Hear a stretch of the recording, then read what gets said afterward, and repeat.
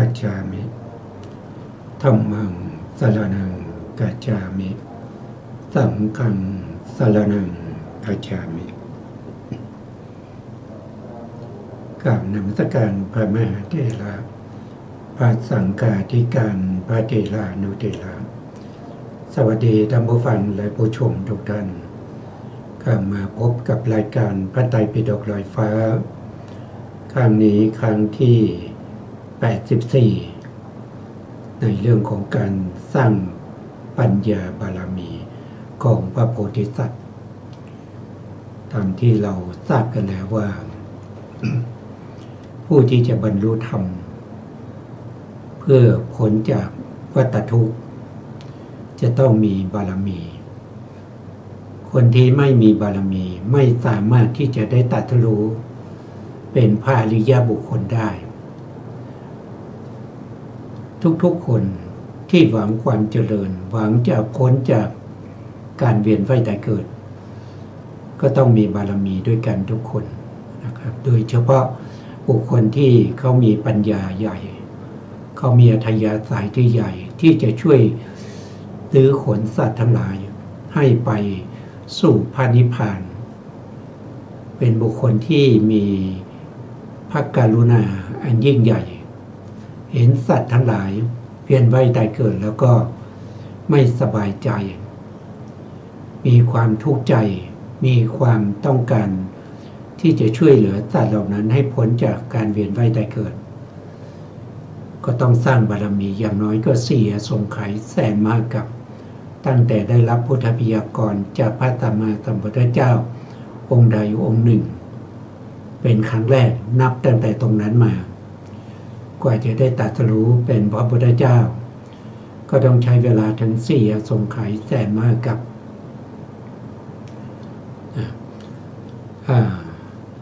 การสร้างบารมีก็มีตั้ง10 อย่าง10 อย่าง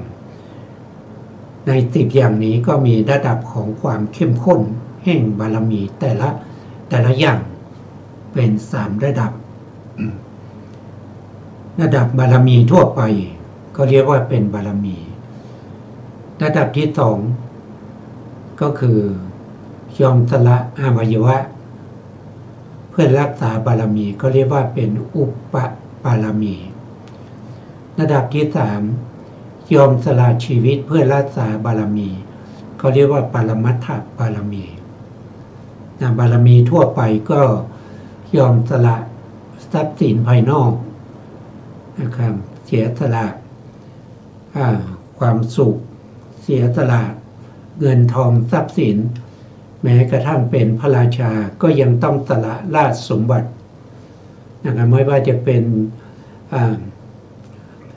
ประเทศสลาดหรือว่าประเทศเอกราชก็ตามนะครับก็ยอมสละสิ่งเหล่านั้นเพื่อรักษาไว้ซึ่งบารมี10 อย่างด้วยกันนะก็มีฐานะบารมี2ก็คือศีลบารมี3ก็คือเนกขัมมะบารมี4ก็คือปัญญาบารมี5วิริยะบารมี6ขันติบารมี7สัจจะบารมี8อธิษฐานบารมี9เมตตาบารมี10ก็คืออุเบกขาบารมี30เหล่านี้ต้องสร้าง3 ระดับอย่างที่ว่า1ก็คือบารมีทั่วไปสละทรัพย์สินเงินทองประเทศสละบุตรภรรยานะครับระดับที่2ก็คือสละอวัยวะในร่างกายสละเลือดสละแขนสละขาสละทุกสิ่งทุกอย่างที่เป็นอวัยวะภายในสละลูกตานะครับเพื่อให้เป็นอุปบารมีระดับสุดท้ายนั่นก็คือสละชีวิตนะเพื่อรักษาบารมีเรียกว่าปรมัตถบารมีนะครับ ในสมัยที่พระโพธิสัตว์สร้างปัญญาบารมีโดยมากก็จะสร้างในสมัยที่ได้พบกับพระพุทธเจ้าในอดีตนะครับได้สร้างบารมีที่เป็นปัญญาบารมีให้รู้ว่า ธรรมไหนเป็นธรรมที่ควรรู้ยิ่งนะครับธรรมไหนเป็นธรรมที่ควรกำหนดรู้ธรรมไหนเป็นธรรมที่ควรละธรรมไหนเป็นธรรมที่ควรเจริญธรรมไหนเป็นธรรมที่ควรทำให้แจ้งนะครับเพื่อการตรัสรู้เป็นพระพุทธเจ้าเราก็ยังศึกษาในเรื่องของอนุตตริยหกนะครับซึ่งเป็นธรรมหมวด6ที่พระสัมมาสัมพุทธเจ้าทุกๆพระองค์นะครับต้องบำเพ็ญนะครับต้องบำเพ็ญแล้วก็ศึกษาไว้เป็นอัธยาศัยเพื่อการที่จะได้ตรัสรู้แล้วนำไปสั่งสอนเวนยสัตว์ทั้งหลายในอนุตตริยธรรม6ประการนะครับหนึ่งก็คือทัศนานุตตริยะทัศนานุตตริยะทัศนานุตตริยะก็คือการได้เห็นได้เห็นสิ่งที่ควรได้เห็นสิ่งที่ควรได้เห็นเป็นสิ่งที่นำไปสู่มรรคผลนิพพานสิ่งนั้นคืออะไรก็คือการได้เห็นพระตถาคตได้เห็นพระพุทธเจ้าได้เห็นสาวกของพระเจ้าปัจจุบันนี้นะครับก็คือการที่เราได้เห็นอะไรก็คือได้เห็นในพระสูตรในอัตถกถาท่านก็บอกว่าการได้เห็นพระธาตุได้เห็นพระบรมสารีริกธาตุของพระพุทธเจ้าการได้เห็นอุเทสิกาเจดีย์อุเทสิกาเจดีย์ก็คือเจดีย์ที่เปรียบเสมือนกับได้เห็นพระพุทธเจ้าเช่นได้เห็นต้นโพนะครับได้เห็นพระพุทธรูปได้เห็นพระเจดีย์ทั้งหลายอย่างนี้ก็ถือว่าเป็นอุเทสิกาเจดีย์ที่เขาสร้างขึ้นมาเพื่อน้อมบูชาพระพุทธเจ้าอันที่สามก็คือเขาเรียกว่าเป็นบริโภคเจดีย์บริโภคเจดีย์ก็คือการได้เห็นเครื่องอุปโภคเครื่องอุปโภคทั้งหลายที่พระสัมมาสัมพุทธเจ้าเคยใช้สอยในตอนที่พระองค์ยังมีพระชนชีพอยู่เช่นไปเห็นอัฐบริขารของพระพุทธองค์ในปัจจุบันนี้จะเหลืออยู่ให้พวกเราเห็นหรือเปล่าก็ไม่รู้นะครับแต่ถ้าจะให้ดีก็จะมีนะครับมีที่ภพภูมิที่เป็นพรหมนะท่านได้เอาเครื่องทรงของเจ้าชายสิทธัตถะไปบูทำเป็นเจดีย์เก็บเอาไว้นะครับแล้วก็การที่เราได้ไปเห็นต้นสีมหาโพธิ์ที่พุทธคยานะตรงที่พระพุทธองค์ตรงที่เจ้าชายสิทธัตถะได้นั่งแล้วเจริญอานาปานสติเมื่อเจริญอานาปานสติแล้วได้ปุพเพนิวาสานุสติญาณในปฐมญาณแล้วก็เจริญต่อไปนะครับก็ได้จุตูปปาตญาณในมัชฌิมญาณแล้วในยามสุดท้ายปัจฉิมญาณพระโพธิสัตว์ก็เจริญวิปัสสนาโดยการพิจารณาในเรื่องของปฏิจจสมุปบาทนะครับก่อนรุ่งสว่างนะครับก่อนรุ่งสว่างท่านก็ได้ตรัสรู้เป็นพระพุทธเจ้าที่ใต้ต้นสีมหาโพธิ์แล้วใต้ต้นแล้วท่านก็ประทับนั่งอยู่ใต้ต้นสีมหาโพธิ์เสวยวิมุตติสุขก็คือเข้าพระสมาบัติอยู่ตรงนั้นถึง7 วันด้วยกันสัปดาห์ที่1อันนั้นก็เป็นบริโภคเจดีย์หรือจะไปเห็นคันธกุฎีนะครับคันธกุฎีมีทั้งที่กรุงราชคฤห์แล้วก็ที่เราพบบ่อยๆก็คือตรงที่เป็นวัด ระเชตวันที่เมืองสาวัตถีนะครับหรือจะไปเห็นวัดที่นางวิสาขาสร้างไว้เพื่อถวายพระพุทธเจ้าก็คือวัดปูผารามนะครับก็มีคันธมีกุฏิหรือที่ประทับของพระพุทธเจ้าอยู่ด้วยนะครับอย่างนี้ก็ถือว่าเราได้ไปเห็นสิ่งที่น่าจะได้เห็นเพราะสิ่งเหล่านี้มันเป็นเครื่องทำให้เรามีอัธยาศัยมีอุปนิสัยให้เราได้ตรัสรู้เป็นพระอริยบุคคลในโอกาสต่อไปเพราะฉะนั้นการเห็นสิ่งเหล่านี้ก็ถือว่าเป็นการเห็นที่ยอดเยี่ยมนั่นเป็นการเห็นที่ยอดเยี่ยมแล้วนอกจากนั้นนะพุทธพจน์ท่านก็บอกว่าเมื่อเราตถาคตปรินิพพานไปแล้วนะครับสิ่งที่พุทธบริษัทนะครับควรเห็นนั่นก็คือได้แก่สังเวควัตถุสังเวควัตถุ4 ตำบล4 ตำบลก็คืออะไรก็คือได้แก่หนึ่งก็คือได้แก่สวนลุมพินีที่ประสูติของเจ้าชายสิทธัตถะที่สองก็คือตรงที่พระพุทธองค์นั่งตรัสรู้เป็นพระพุทธเจ้านั่นก็คือต้นโพที่พุทธคยา3ก็คือได้แก่สารนาถก็คือที่ปาอิสิปตนะที่พระพุทธองค์ได้ทรงแสดงธรรมจักรกัปปวัตนสูตรนะครับตรงนั้นก็จะมีพระรัตนตรัยครบ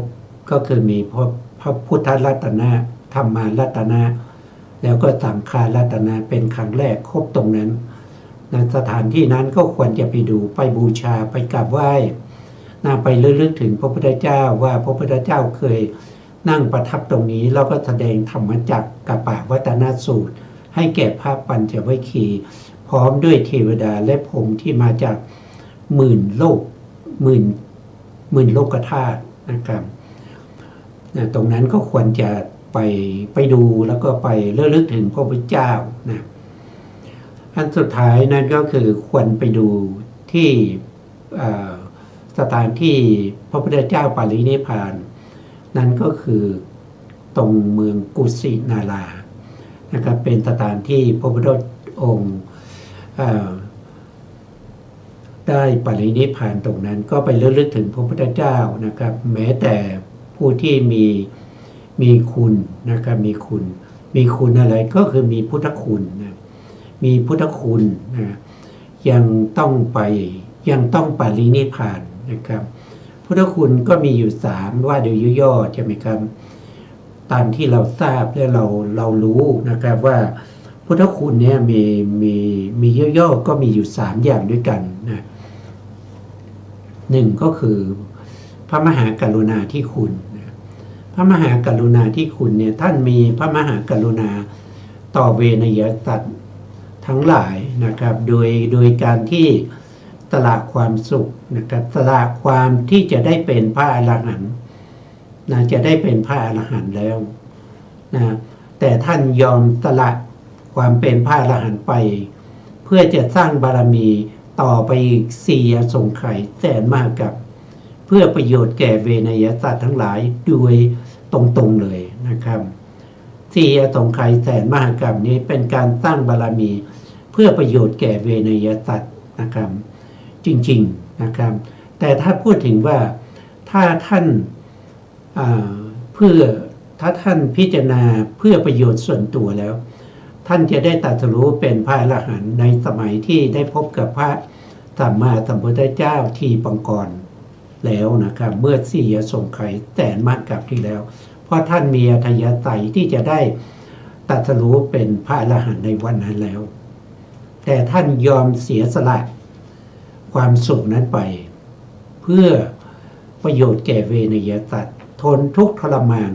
เสียสละทุกอย่างเพื่อให้ได้มาซึ่งสัพพัญญุตญาณได้เป็นพระพุทธเจ้าเพื่อจะสั่งสอนเวนยสัตว์ทั้งหลายให้ตรัสรู้ตามต้องใช้เวลาอีกตั้ง4 อสงไขยแสนมากกับ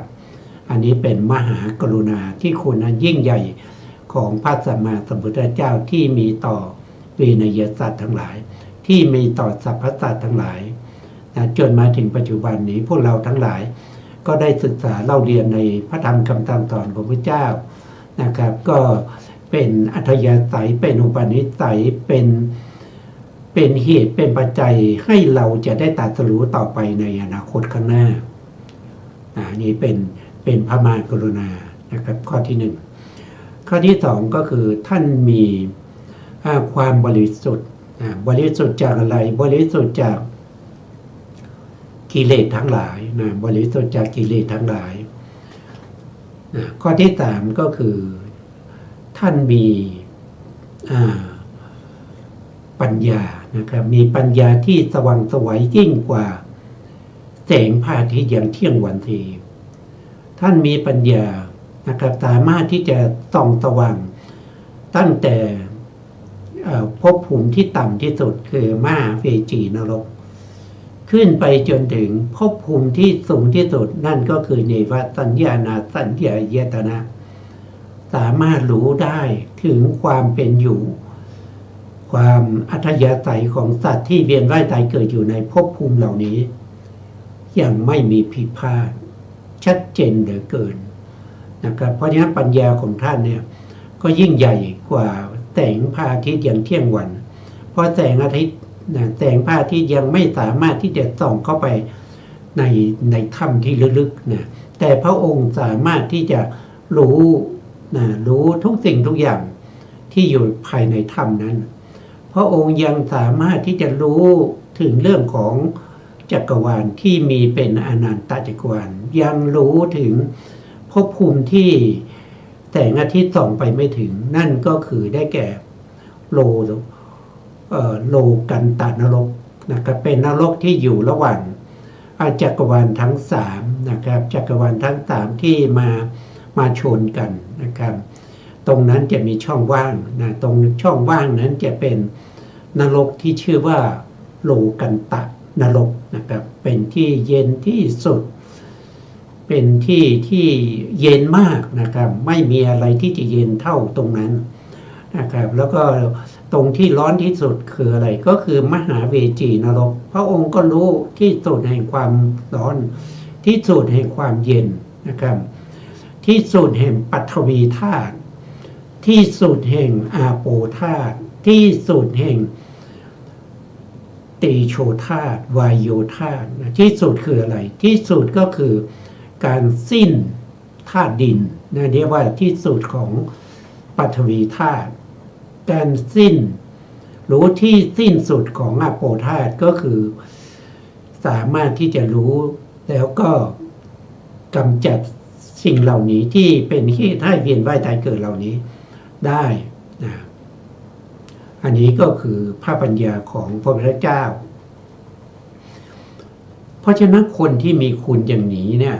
เราควรจะไปเห็นนะครับเราควรจะไปเห็นเราควรจะไปดูเพราะจะเป็นอัธยาศัยให้เราได้ตรัสรู้ธรรมในโอกาสข้างหน้าถึงแม้ว่าพระพุทธองค์ได้ปรินิพพานไปแล้วเราก็ไปดูที่พระพุทธองค์ได้ตรัสไว้นั่นก็คือธาตุเจดีย์บริโภคเจดีย์อุเทศิกาเจดีย์ตามที่ท่านได้แสดงไว้ในอัตถกถาหรือจะไปดูสังเวคะวัตถุใน4ตำบลที่ได้กล่าวไปการไปดูอย่างนี้เป็นการไปดูสิ่งที่ควรไปดูแล้วก็ไม่มีการที่จะไปดูไปเห็นอะไรที่มันยิ่งใหญ่ไปกว่าสิ่งนี้แล้วนะครับที่เรียกว่าทัศนานุตตริยะเป็นการเห็นที่ยิ่งใหญ่เพราะอะไรก็เพราะจะมีใครล่ะที่จะเสมอเหมือนกับพระพุทธเจ้านะครับจะว่าเสมอเหมือนเลยนะครับจะมาเทียบก็ไม่ได้นะครับไม่สามารถที่จะเทียบได้ไม่สามารถที่จะวัดได้นอกจากพระพุทธเจ้ากับพระพุทธเจ้าเท่านั้นที่จะมีคุณเสมอกันนะครับแม้แต่พระปัจเจกตรัสรู้เองก็ยังมีคุณไม่เท่านะอัครสาวกสารีบุตรโมคคัลลานะนะครับก็มีคุณไม่เท่าพ พระมหากัสสปะพระอานนท์พระอุบาลีพระนุรุทธะพระอนันทะพระโสภิตะพระอัญญาโกฏัญญะมหานามะพัทยะอาสาชิพยตะแต่ก็มีคุณไม่เท่าพระสัมมาสัมพุทธเจ้าเอาพระอรหันต์ที่มีทั้งหมดนะครับในหมื่นโลกธาตุนะครับมาเรียงต่อกันแล้วก็มาวัดคุณก็ยังเทียบเสี้ยวที่16ของคุณของพระสัมมาสัมพุทธเจ้าไม่ได้เพราะนั้นคนอย่างนี้เนี่ยมันมีแต่เพียงผู้เดียวแล้วก็มันไม่ได้มีตลอดมันมีเฉพาะช่วงระยะเวลาที่สั้นๆเท่านั้นนะครับสั้นเท่าไหร่ก็มีแค่45พรรษา45ปีหลังจากที่พระองค์ได้ตรัสรู้เป็นพระพุทธเจ้านอกจากนั้นก็ไม่มีแล้วไม่มีแล้วแต่สิ่งที่เหลือนั้นก็คือพระธรรมคำสั่งสอนของพระเจ้ามีถึง 48,000 พระธรรมขันธ์พระพุทธองค์ตรัสไว้ว่าเมื่อเราล่วงลับไปแล้วนะครับเราไม่ได้แต่งตั้งบุคคลใดคนหนึ่งให้มาเป็นศาสดาของพวกเธอแต่ให้พวกเธอนั้นยึดถือพระธรรมคำสั่งสอนของเรา 84,000 พระธรรมขันธ์เหล่านั้นเป็นศาสดาของพวกเธอต่อไปในภายภาคหน้าเพราะฉะนั้นการที่เราได้เห็นพระไตรปิฎกแต่ละธรรมขันธ์นั่นก็แสดงว่าเราได้เห็นทัศนานุตตริยะซึ่งเป็นการเห็นที่ยิ่งใหญ่นะครับทำไมถึงยิ่งใหญ่ก็กล่าวไปแล้วคุณโดยย่อ3ประการแล้วก็ยังมีอีกในหนึ่งนะครับท่านก็พูดถึงโดยย่อคุณของพระสัมมาสัมพุทธเจ้า3ประการด้วยกัน1ก็คือได้แก่บุพจริยคุณบุพจริยคุณก็คือก่อนคุณที่ก่อนจะเป็นพระสัมมาสัมพุทธเจ้านั่นก็คือได้แก่ท่านได้บำเพ็ญบารมีอย่างอุกิจถึง4 อสงไขยแต่มากับการบำเพ็ญบารมีเหล่านั้นเป็นคุณต่อเวนยสัตว์ทั้งหลายที่ได้ตรัสรู้ตามพระพุทธเจ้าใช้เวลาบำเพ็ญอยู่ถึง4 อสงไขยแต่มากับอันนี้เป็นบุพจริยคุณของพระสัมมาสัมพุทธเจ้าอันที่2ก็คือได้แก่สรีระคุณสรีระคุณคืออะไรก็คือมหาปุริลักษณะ32ประการและอนุพยัญชนะ80นะครับที่มีในพระสัมมาสัมพุทธเจ้าซึ่งบุคคลในสมัยพุทธกาลเนี่ยเขาจะไปดูพระพุทธเจ้านะครับเขาจะรู้ได้อย่างไรว่าใครเป็นพระพุทธเจ้าเขาก็ดูจากมหาปุริลักษณะ32ประการนี้นะครับโดยมีพราหมณ์ที่เขาสงสัยว่าพระพุทธเจ้าเป็นพระพุทธเจ้าจริงหรือเปล่านะครับตั้งแต่พระพุทธเจ้าท่านได้ตรัสรู้เป็นพระพุทธเจ้านะครับแล้วก็เผยแพร่พระธรรมคำสั่งสอนของพระเจ้าอยู่ณวัดเวฬุวันนะครับชื่อเสียงของพระพุทธองค์ก็กระชอนไปทั่วชมพูทวีปนะครับแม้กระทั่งเทวดาทั้งหลายแม้กระทั่งพรหมทั้งหลายก็กล่าวคำสรรเสริญพระพุทธเจ้านะครับทั่วไปเพราะฉะนั้นบุคคลที่ยังไม่เคยเห็นได้ยินแต่เกียรติคุณของพระสัมมาสัมพุทธเจ้าก็อยากจะเห็นก็อยากจะเห็นเมื่อพระพุทธเจ้าเสด็จไปที่ไหนนะครับชาวเมืองทั้งหลายก็มา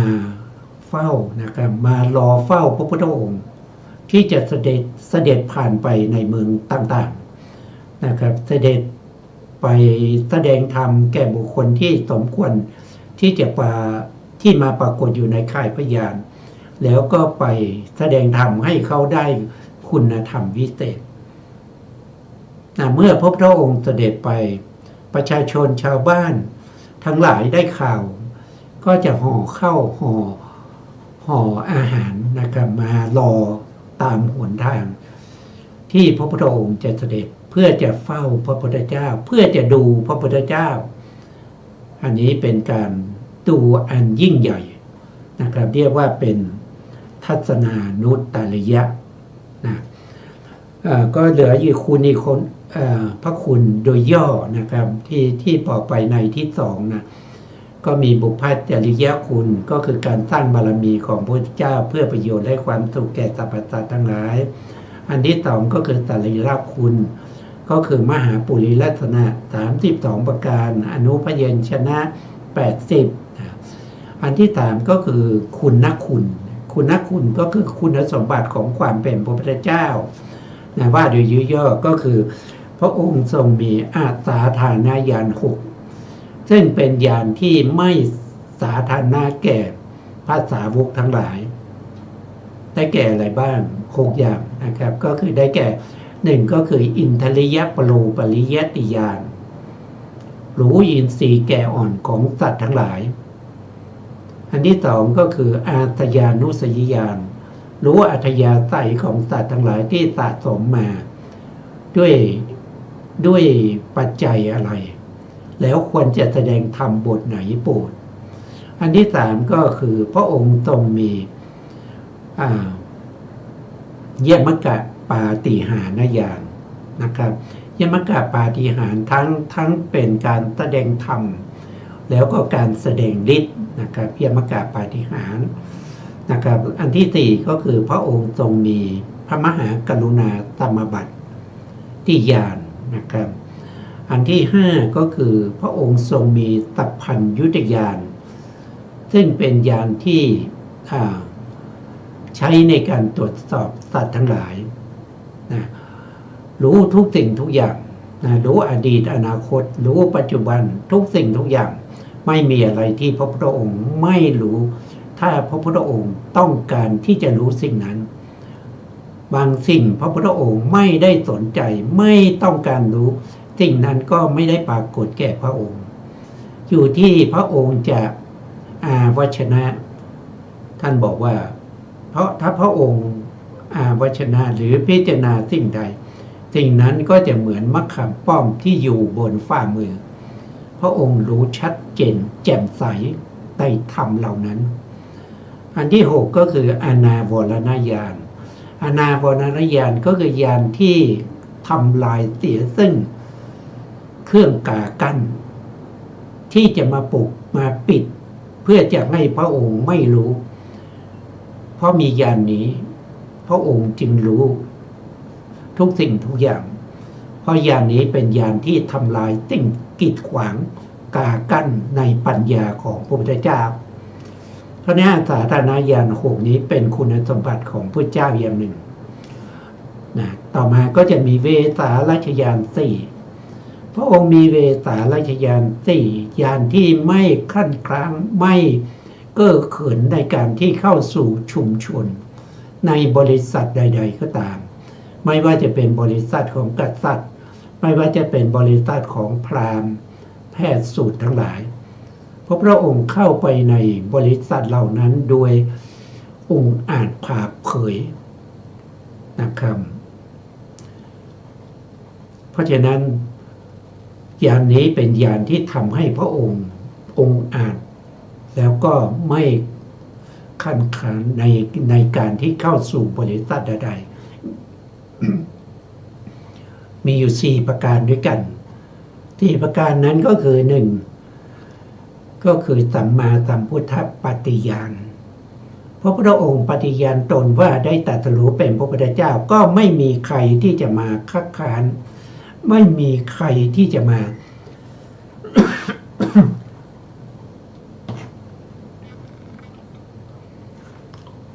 ไม่มีใครที่จะมาบอกว่าที่ท่านปฏิญาณตนเป็นพระสัมมาสัมพุทธเจ้ายังมีธรรมข้อนี้ยังมีธรรมข้อนั้นที่ท่านยังไม่รู้ท่านยังไม่ได้ตรัสรู้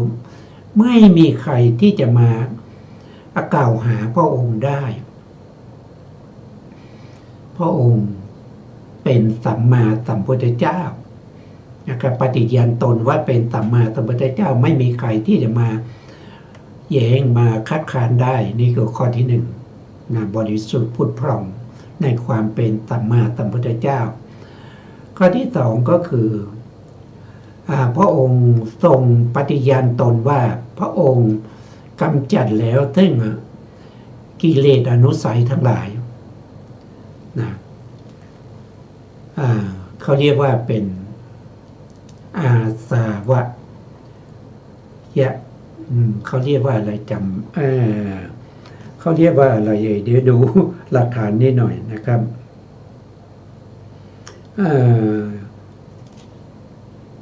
เขาเรียกว่าขีณาสวะปฏิญาณขีณาสวะปฏิญาณเป็นญาณที่พระองค์ปฏิญาณตนว่ากำจัดอาสวะทั้งหลายหมดสิ้นไปจากจิตตสันดานไม่มีใครที่จะมาคัดค้านได้ว่าโอ้อาสวะของท่านยังเหลืออยู่นะครับอาสวะของท่านข้อนั้นข้อนี้ยังมีอยู่นะครับการมาสวะยังมีอยู่นะครับใครก็มากล่าวไม่ได้ภาวะสวะของท่านยังมีอยู่ใครก็มาพูดไม่ได้ทิฏฐาสวะของท่านยังมีอยู่ก็ไม่มีใครที่จะพิสูจน์ได้ว่ามีนะครับมีแต่ความไม่มีความไม่มีอาสวะนี้แล้วข้อที่สี่ก็คืออวิชชาสวะของท่านยังมีอยู่ก็ไม่มีใครที่มากล่าวได้นะครับไม่มีใครที่จะมาตำหนิได้อันนี้ก็คือเป็นการปฏิญาณตนว่าเป็นพระพุทธเจ้าละขีณาสวะได้โดยบริสุทธิ์บริบูรณ์สิ้นเชิงนะครับข้อที่สามในเวสารัชยานสี่พระองค์ทรงมีอันตรายยิกธรรมวาทะธรรมที่พระพุทธองค์ตรัสว่าเป็นธรรมที่อันตรายธรรมนั้นก็อันตรายจริงๆนะครับจะเป็นพระพุทธองค์ตรัสว่าธรรมนี้อันตรายต่อผู้ปฏิบัติธรรมนั้นก็อันตรายต่อผู้ปฏิบัติจริงๆนะไม่มีผิดเพี้ยนที่พระพุทธองค์ตรัสไว้ที่ท่านได้สรุปมาก็จะมีอะไรล่ะก็จะมีก็มีธรรมอันตรายยิกธรรมวาทะนะอันตรายยิกธรรมวาทะก็คือได้แก่อันตรายเขาเรียกว่าเป็นอันตรายยิกธรรมนะอันตรายยิกธรรมมีอยู่5อย่างนะครับก็คือ1ก็คือได้แก่กรรมะอันตรายกรรมะอันตรายได้แก่อะไรก็คืออนันตริยกรรมทั้ง5มีการฆ่าบิดาฆ่ามารดาฆ่าพระอรหันต์ทำพระพุทธเจ้าให้ห่อพระโลหิตแล้วก็ทำให้สงฆ์แตกกันอันนี้เรียกว่าเป็นกรรมะอันตรายก็เป็นก็ยังมีอีกนะครับที่กรรมที่เป็นอันตรายก็ยังมีในข้อต่อไปนะครับอันที่สองเนี่ยท่านบอกว่าวิปากะอันตรายก็คือหมายถึงอันตรายที่เป็นวิปากหรือปฏิสนธิจิตของสัตว์ทั้งหลายที่อันตรายนั่นก็คืออุเบกขาสันติรณวิบากอุเบกขาสันติรณวิบากที่เป็นที่นำสัตว์ให้กำเนิดเป็นสัตว์ในอบาย4แล้วก็เกิดเป็นมนุษย์และเทวดาที่ไม่สมประกอบนะครับไม่ประกอบด้วยไม่มีปัญญาประกอบไม่มีเหตุประกอบพูดอย่างนั้นไม่มีโลภะเหตุไม่มีโทสะเหตุไม่มีโมหะเหตุประกอบนี่เรียกว่าเป็นวิปากะอันตรายแล้วนอกจากนั้นยังมีนะครับยังมีมหากุศลที่เป็นญาณวิปยุตนะที่ทำหน้าที่ปฏิสนธิ แล้วหลังจากนั้นก็ทำหน้าที่ภวังค์อันนี้ก็อันตรายเหมือนกันเพราะอันตรายอะไรก็เพราะบุคคลที่ได้ปฏิสนธิจิตใน3ดวงนี้นะครับก็คืออุเบกขาสันติรณะอกุศลวิบาก1ดวงทำหน้าที่ปฏิสนธิแล้วหลังจากนั้นทำหน้าที่ภวังค์ของสัตว์ในอบายทั้งหลายอันที่2ก็คือได้แก่อุเบกขาสันติรณะกุศลวิบากอันนี้เป็นปฏิสนธิของบุคคลที่พิกลพิการก็คือพิการในเรื่องของตาเกิดมาตาบอดมาตั้งแต่กำเนิดหูหนวกมาตั้งแต่กำเนิดเป็นใบ้นะครับเป็นเด็กปัญญาอ่อนนะครับหรือว่าเป็นเด็กที่ไม่ค่อยจะเข้าใจนะไม่ค่อยจะเข้าใจในสิ่งต่างๆนะครับอันนี้ก็เป็นอันตรายนะอันต่อมาก็คือมหาวิบากที่เป็นญาณวิปยุตนะนี้เป็นบุคคลที่สามารถที่จะศึกษาเล่าเรียนได้นะครับเป็นปฏิสนธิจิตของผู้ที่สามารถศึกษาเล่าเรียนในเรื่องของทางโลกได้นะครับสามารถศึกษาให้ได้ปริญญาถึงระดับด็อกเตอร์นะครับทางโลกนะครับ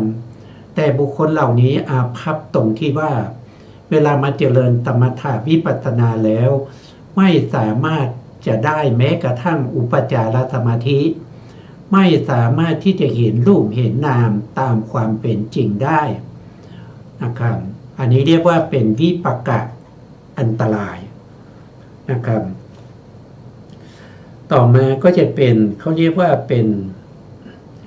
อาริยุวาทะนะครับอาริยุวาทะก็คือกล่าวร้ายพระอรหันต์กล่าวร้ายพระอรหันต์ไต่เก่าตู่พระอรหันต์นะครับเช่นกล่าวว่าท่านไม่ได้ตรัสรู้ธรรมนะครับแล้วก็ไปบอกคนนั้นคนนี้นะครับว่าพระอรหันต์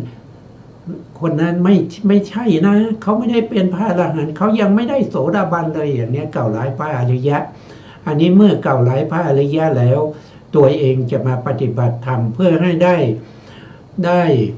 อุปจารสมาธิหรือว่าให้ได้เห็นรูปเห็นนามตามความเป็นจริงก็ไม่ได้นะเพราะถูก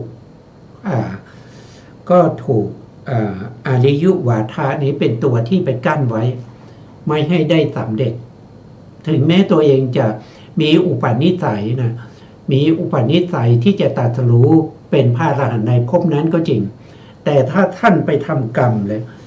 นะครับโดยกล่าวร้ายพระอริยเจ้าเนี่ยท่านจะไม่สามารถที่จะตรัสรู้ธรรมได้แล้วก็มุ่งหมายนั่นก็คือภพที่2ท่านก็จะต้องไปเกิดในนรกแน่นอนนะครับเกิดในนรกแน่นอนนะอันนี้อันตรายนะครับกล่าวร้ายพระอริยเจ้านะครับข้อ4ก็คือวิติกัมมะนะครับวิติกัมมะก็คือเรื่องของการผิดข้อบัญญัติของพระพุทธเจ้านะครับเป็นพระภิกษุสงฆ์นะครับบวชเข้ามาแล้วก็มีอุปนิสัยจะได้เป็นพระอรหันต์แต่ไปทำผิดศีลนะครับไปทำผิดศีลนะอย่างเช่นใครอย่างเช่นพระสุทินนะพระสุทินท่านบวชด้วยศรัทธานะครับเอาชีวิตเขาแลกนะครับกว่าจะได้บวชนะครับแต่ไปผิดพลาดไปเสพเมถุนกับภรรยาเก่าถึงแม้พระท่านเกณฑ์มีอุปนิสัยจะได้เป็นพระอรหันต์หลังจากที่ท่านไปผิดกาเมกับภรรยาของท่านอดีตภรรยานะครับท่านก็หมดสิทธิ์นะหมดสิทธิ์ที่จะได้เป็นพระอรหันต์เพราะว่าไม่สามารถที่จะเจริญวิปัสสนาให้ได้นามรูปปริเฉทญาณไม่ได้วิปัสสนาญาณเลยนะครับแล้วข้อที่5ก็คือเขาเรียกว่ากิเลสอันตรายกิเลสอันตรายก็มีนิยตมิจฉาทิฏฐินิยตมิจฉาทิฏฐิก็คืออะไรก็คือมีความเห็นว่ามีความเห็นผิดที่มันเที่ยงแท้แน่นอนแก้ไขไม่ได้เช่นเห็นว่ามันเที่ยงอย่างนี้บางคนก็เห็นว่ามันขาดศูนย์อย่างเงี้ยเที่ยงก็สัตตทิฏฐิขาดศูนย์ก็เป็นอุเฉททิฏฐิแล้วก็แก้ไขไม่ได้ใครไปบอกใครไปสอนก็ไม่ได้เขามีความคิด ที่ดิ่งอยู่ในความเห็นผิดอย่างนี้อันนี้ก็อันตรายนะครับเพราะว่ามุ่งหน้าสู่นรกนะครับเมื่อตายแล้วชาตินี้ชาติหน้าก็ไปสู่นรกนั่นเองนะครับนอกจากนั้นพระพุทธองค์ยังพูดถึงในเรื่องของเจโตขีณญาณ5ประการอันนี้ก็เป็นเครื่องกั้นเหมือนกันนะครับเป็นเครื่องกั้นนะ5อย่างมีอะไรบ้างนะครับก็คือมีความสงสัยในพระพุทธเจ้าว่าพระพุทธเจ้าเป็นพระพุทธเจ้าจริงหรือเปล่าได้ตรัสรู้จริงหรือเปล่าสั่งสอนคนอื่นให้ตรัสรู้ตามได้จริงหรือเปล่าอันนี้ก็สงสัยเขาเรียกว่าเป็นเจโตขีณญาณถ้าไม่ละความสงสัยอย่างนี้ก็ไม่มีโอกาสที่จะได้เป็นพระอริยบุคคลนะครับอันที่สองก็คือสงสัยในพระธรรม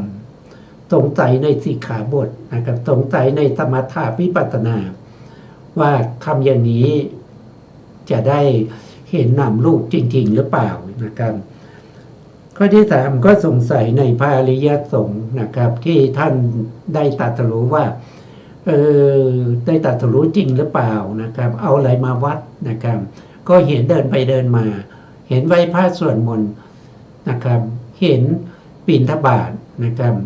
แล้วเอาอะไรมาบอกว่าท่านเป็นพระอริยบุคคลนะครับก็สงสัยอย่างนี้ก็ไม่มีโอกาสที่จะได้ตรัสรู้ธรรมนะครับข้อที่สี่ก็คือสงสัยในสิกขาบททั้งหลายนะครับสิกขาบทที่พระพุทธองค์บัญญัติไว้นะครับแล้วก็ในเรื่องของสมถะวิปัสสนาที่พระพุทธองค์บัญญัติไว้ก็สงสัยไปหมด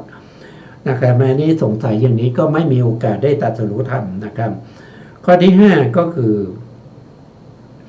เป็นคนที่มีโทสะจริตพูดอะไรนิดหน่อยก็มีความโกรธนะครับมีความขัดเคืองไม่พอใจนะมีความขัดเคืองไม่พอใจนะครับวันนี้ก็เป็นเครื่องกั้นนะครับเป็นเครื่องกั้นไม่สามารถตรัสรู้ธรรมได้อันนี้เป็นอะไรก็เป็นธรรมที่พระพุทธองค์ปฏิญาณตนว่าอันตรายยิกธรรมวาทะนะครับก็คือธรรมที่พระพุทธองค์บอกว่าธรรมนี้อันตรายนะครับก็เป็นอันตรายจริงๆนะครับไม่สามารถที่จะข้ามพ้นจากธรรมเหล่านี้ได้นะครับแล้วต่อมาข้อที่สี่นะครับข้อที่สี่ก็คือนิยานิกธรรมธรรมที่พระพุทธองค์ตรัสว่าธรรมนี้เป็นธรรมที่นำออกจากทุกข์ได้จริงธรรมนั้นก็นำออกจากทุกข์ได้จริงนะครับไม่มีข้อขัดข้องใดๆอันนี้เรียกว่าเป็นเวสาราชญาณสี่นะครับธรรมที่ทำให้พระองค์แก้วกล้าไม่คันคลาดในการเข้าสู่บริษัทใดๆหนึ่งก็คือได้แก่สัมมาสัมพุทธปฏิญาณสองก็คือได้แก่ขีณาสวะปฏิญาณสามก็คือได้แก่อันตรายอันตรายยิกธรรมนะครับแล้วก็สี่ก็คือได้แก่นิยานิกธรรมนะครับนี่เป็นธรรมที่ทำให้พระพุทธองค์แก้วกล้านะครับทำให้พระพุทธองค์ชื่อเสียงก็ช่อนไปในโลกนะในหมื่นโลกธรรมนะครับนอกจากนั้นพระพุทธองค์ยังมีอะไรล่ะก็ยังมีปฏิสัมภิทาสี่วิโมกข์แปดนะครับปฏิสัมภิทาสี่นะเราก็ส่วนมากก็รู้นะครับก็คือธรรมะปฏิสัมภิทานะครับเชี่ยวชาญในเรื่องของเหตุอัฏฐปฏิสัมภิทาก็คือเชี่ยวชาญในเรื่องของผลสามก็คือนิรุตติปฏิสัมภิทาก็คือเป็นผู้ที่เชี่ยวชาญในเรื่องของอักขระนะครับเรื่องของสำนวนต่างๆนะครับเรื่องของการที่จะบัญญัติข้อสั่งสอนแก่วินัยศาสตร์ทั้งหลายนะครับมีพระพุทธองค์บัญญัติไว้ถึง 84,000 พระธรรมขันธ์นะที่เรากำลังศึกษากันอยู่นะที่เป็นพระไตรปิฎกนะครับพวกนี้เป็นนิยานิกธรรมนะครับเป็นแล้วก็เป็นถ้าว่าด้วยปฏิสัมภิทามรรคก็เป็นผู้ที่เชี่ยวชาญในเรื่องของอัฏฐ ถะในเรื่องของนิรุตติปฏิสัมภิชาเชี่ยวชาญในเรื่องของภาษาทั้งหลายด้วยนะครับอย่างพระพุทธเจ้านะครับท่านจะแสดงธรรมด้วยภาษาบาลีนะครับแต่ธรรมเหล่านั้นไปปรากฏในโสตของผู้ฟังด้วยภาษาของตัวเองด้วยบุญของพระพุทธเจ้าแล้วก็ด้วยบารมีของผู้ที่มาฟังธรรมนะครับก็จะแปลเป็นภาษาของตัวเองนะครับให้เข้าใจได้สามารถที่จะตรัสรู้ธรรมได้นะแต่พระพุทธองค์ทรงใช้ภาษาบาลีนะครับไม่ได้ใช้ภาษาอื่นไม่ได้ใช้ภาษาสันสกฤตนะครับพระองค์ใช้แต่บาลีนะครับเพื่อประโยชน์แก่เวนยสัตว์อันนั้นก็เป็นนิรุตติปฏิสัมภิทาข้อที่สี่ก็คือปฏิภาณปฏิสัมภิทาก็คือมีปฏิภาณไหวพริบนะครับสามารถที่จะแก้ปัญหาต่างๆได้จัดพันโดยไม่ติดขัดนั่นก็เป็นปฏิสัมภิทาสี่นะครับและที่กล่าวมานี้ก็เป็นพุทธญาณนะเป็นพุทธญาณ14ก็มีอัฏฐานญาณ6นะครับแล้วก็มีเวสาราชญาณ4แล้วก็มีปฏิสัมภิทา4ก็เป็นพุทธญาณ14นะครับอันนี้เป็นคุณของพระสัมมาสัมพุทธเจ้าที่ประกาศตนว่าเป็นพระสัมมาสัมพุทธเจ้าได้แล้วก็คนอื่นจะมาคัดค้านไม่ได้แล้วก็ด้วยเหตุเหล่านี้นะครับจึงทำให้ชื่อเสียงของพระเจ้าเนี่ยขจรไปทุกที่ทุกทางนะครับตลอดไปจนถึงพรหมโลกนะครับไปถึงพรหมโลกทั่วไปในหมื่นจักรวาลนะครับหมื่นโลกธาตุก็คือหมื่นจักรวาลนะครับเพราะฉะนั้นบุคคลที่ได้ยินนะครับเกียรติศักดิ์ของพระพุทธเจ้าเนี่ยทุกคนปรารถนาที่จะมาเข้าเฝ้ามาดูพระพุทธเจ้านะครับนะอันนั้นแหละเขาเรียกว่าเป็นทัศนานุตตริยะนะทัศนานุตตริยะนะครับนี้เราก็พูดถึงคุณของพระพุทธเจ้านะครับที่เป็นเหตุให้สัตว์ทั้งหลายต้องการเห็นพระพุทธเจ้านอกจากนั้นนะครับนอกจากนั้นคุณย่อๆ3ประการใน2ในแล้วก็ยังมีคุณอีกนะคุณนั้นก็คือขยายขึ้นมาพอประมาณนะครับพอประมาณก็คือพุทธคุณ9นะครับพุทธคุณ9นะแต่ถ้าจะกล่าวว่าพิสดารเลยนะครับก็ไม่มีใครที่จะมากล่าวคุณของพระพุทธเจ้าอย่างพิสดารให้จบไปได้นะครับเพราะว่ามันมากมายเหลือเกินนะครับถ้าจะดูก็คือไปดูในพระไตรปิฎกทั้งหมดนั่นแหละนะ84,000 พระธรรมขันธ์นั่นแหละนั่นก็เป็นพุทธคุณเหมือนกันนะครับคนที่จะกล่าวพระพุทธองค์ตรัสไว้ว่าคนที่จะกล่าวคุณของพระพุทธเจ้าได้จนหมดสิ้นนั้นก็คือได้แก่พระพุทธเจ้าด้วยกันนะนอกจากพระพุทธเจ้าแล้วไม่มีใครที่จะมาสรรเสริญคุณของพระพุทธเจ้าให้หมดสิ้นไปได้ถึงแม้ว่าบุคคลนั้นนะครับมีปาก100 ปากนะครับในหนึ่งหัวเนี่ยนะครับมีปาก100 ปากแล้วก็หัวนั้นมีเป็น100 หัวนะครับตลอดกับนะครับตลอดกับ100 หัวแต่ละหัวมี100 ปากนะกล่าวแต่คุณของพระพุทธเจ้าจนกลับสิ้นไปนะครับคุณของพระพุทธเจ้ายังไม่หมดนะคุณของพระเจ้ายังไม่หมดมากมายเหลือเกินนะครับถ้าว่าโดยกลางๆนะครับก็คือพุทธคุณ9นะครับพุทธคุณ9นะครับเราครั้งที่แล้วก็ยังพูดถึงในเรื่องของพุทธคุณ9อยู่นะครับการที่เราศึกษาพุทธคุณเนี่ยมันจะเป็นเรื่องมันจะเป็นเบื้องต้นแห่งพระพุทธศาสนานะครับการได้ยินพุทธคุณเนี่ยมันจะทำให้พวกเรามีศรัทธานะพวกเรามีศรัทธาเราก็เมื่อเรามีศรัทธาเนี่ยเราก็อยากจะเข้าใกล้ใช่ไหมอยากจะเข้าใกล้อยากจะไปดูอยากจะไปเห็นด้วยตาของตัวเองนะครับเพราะฉะนั้นพุทธคุณเหล่านี้จึงเป็นสิ่งที่เราน่าจะศึกษาทำความรู้ความเข้าใจเอาไว้นะครับเพื่อประโยชน์ของเราเองนะครับไม่ได้เป็นประโยชน์ของผู้อื่นนะไม่ได้เป็นประโยชน์ของผู้อื่นเลยนะครับ นะในเรื่องของพุทธคุณนะครับว่าโดยกลางๆนะครับก็มี11ประการนะครับหนึ่งก็คือได้แก่อรหังใช่ไหมครับอรหังเนี่ยมีความหมายถึง11ประการด้วยกันนะครับอรหัง11ประการนี้ก็รวบรวมมาจากอรรถกถา5นะครับ5ความหมายด้วยกันนะครับแล้วก็ในฎีกาก็จะมีอีก6ความหมายนะครับก็มารวมกันแล้วก็จะมีอยู่ถึง11นะ11ความหมายนะครับ11ความหมายหนึ่งก็คือท่านบอกว่าเป็นผู้ไกลจากกิเลสนะเป็นผู้ไกลจากกิเลสพร้อมทั้งวาสนานะ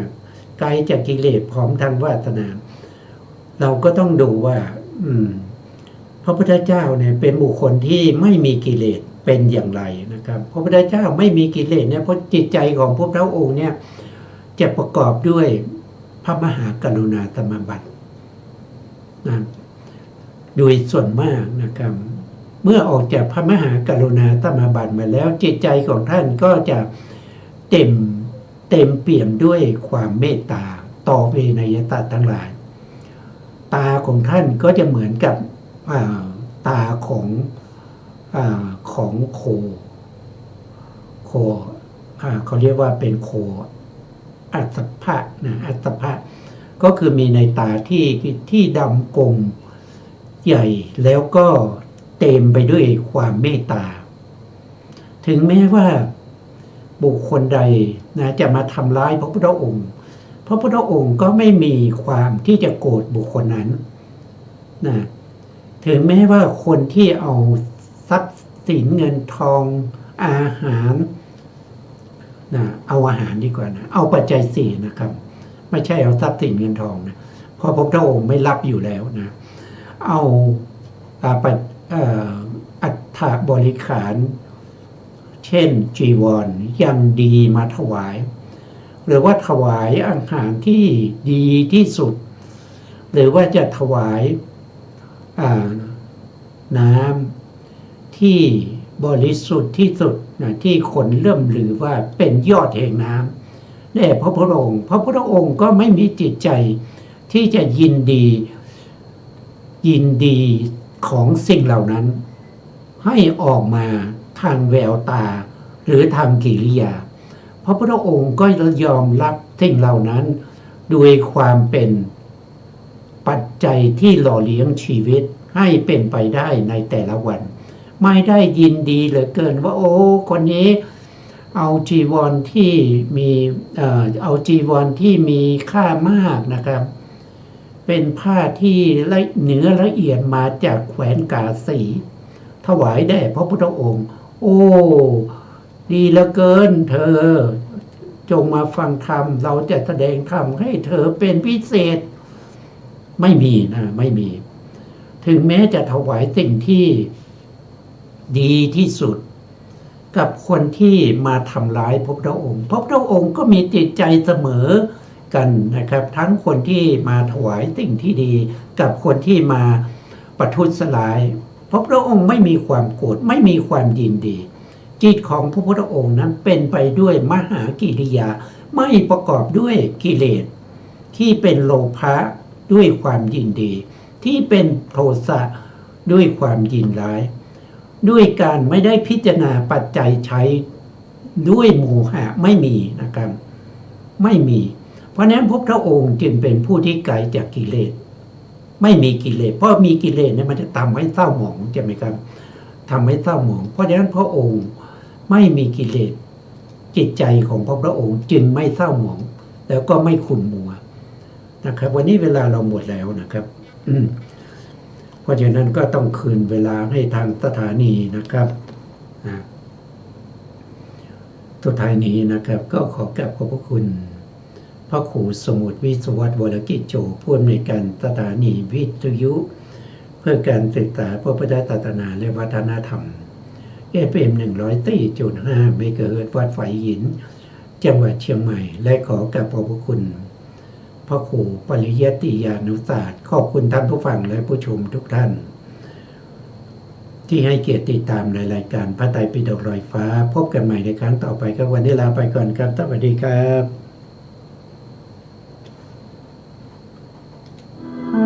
งเดิมเป็นไม่ได้แท้นั้นวิปัสสนาเถิดพุทธชนทุกท่านอริยสัจสร้างสรรค์คือธรรมราชา